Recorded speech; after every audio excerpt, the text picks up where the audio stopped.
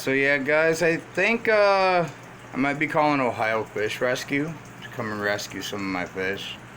Um, it wasn't that bad, this bad until like I had a power outage, and before that we had an algae bloom out here in the lake out here at Swans, and it's tainted the water, and I got a boil before warning.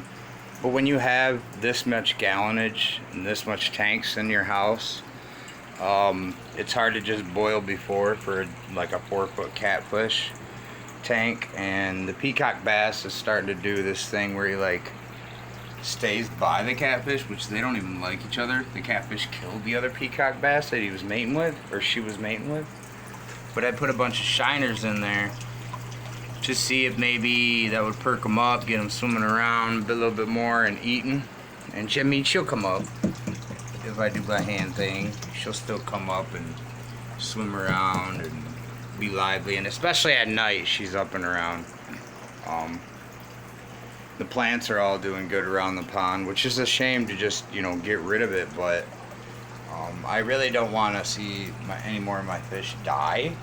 The peacock bass, I lost the prettiest one, and I raised them from little fries, so it's like, you can taste my hand here.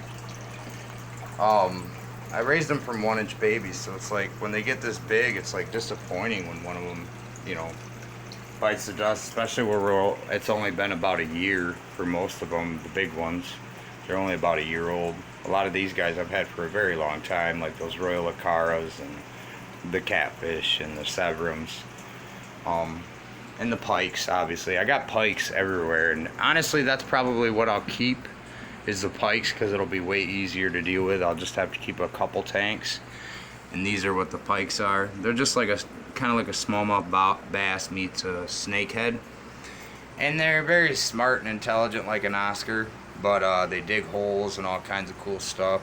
So I'll probably keep a couple of them with my sharks in one tank, and I wish I could keep them all, honestly. Like my green terror started to get beat on by his female. I threw him in here. He's loving it out here with the red-tailed gourami, and that thing's gonna get giant soon too, you know. But those things eat meat and vegetables. I mean, and look how big these little blue Texas cichlids are getting. They're cute as heck, cute as a button. But no, I mean, I know they get gigantic, like 17 inches, mean fish. But so far in this little community, they're doing really good. Not too much nipping. I mean, obviously, I think these guys, these little cheeky cichlids, do more nipping than anybody. And those Colombian tetras, they're pretty nippy. The angelfish has always been a complete psycho. It will make sure that green terror stays at the bottom. I'm gonna have to move it back with its mate, but it healed up. The whole side was raw. Yeah, right there. The whole side was raw right there, like really bad. And I put medicine in here, and that angelfish can try to beat it up, but it just wants me to take it out and put it in this tank right here. But I think she's over with her crap, and now I'm able to, yeah, because I think she just went ahead and ate all our fry. And the rest I already grabbed and culled and put in here. So we got fry galore along with baby bichirs all over in there. The Oscars I gotta get out. All these tanks back here are going. I mean, and I got tons of like breeding convicts, and tons of fish stuff just loaded in totes, which sucks, you know, to have to get out of the business this way. But yeah, I think I'm just gonna stick with the dinosaur fish and a few of these guys.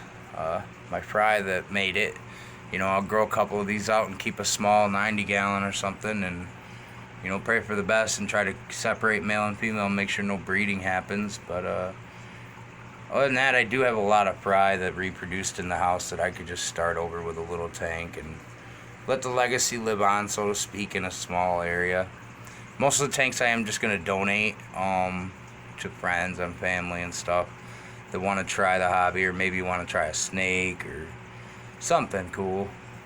My dinosaur fish are really getting big. They're little eating monsters. I don't know where the albino one is. The albino one seems to disappear on me. I can never I don't know how they killed these plants in here, but they did too. Where's my albino?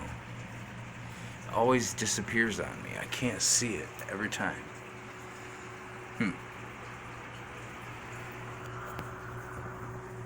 Usually they're by each other. But anyways, these guys, hey, what's up? What's up, big feathers? What's up? These guys are all trying to breed, so that's been a pain in my butt.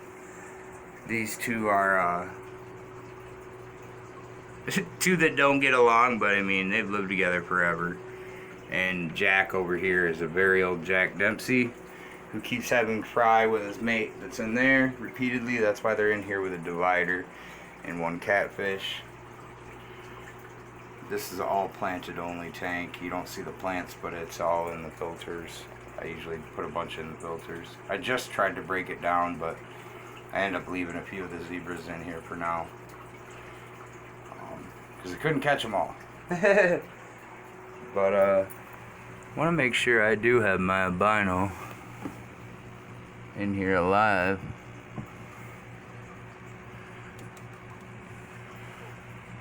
The other dinosaur's super strong. I just hope the albino made it.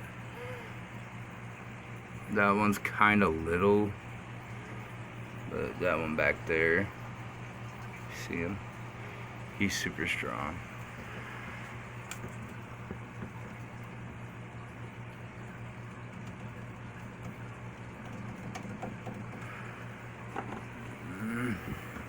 Not seeing it.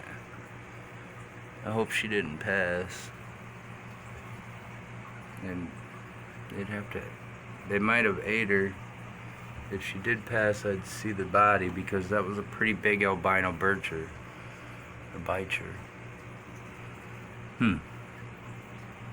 I know this tank looks super dirty. It's just like a bare bottom. My first bare bottom. That's another thing. I lose the fish because they stick to this little line sometimes and I don't see them. So like the albino might even be sitting in one of those spots and I just don't see it.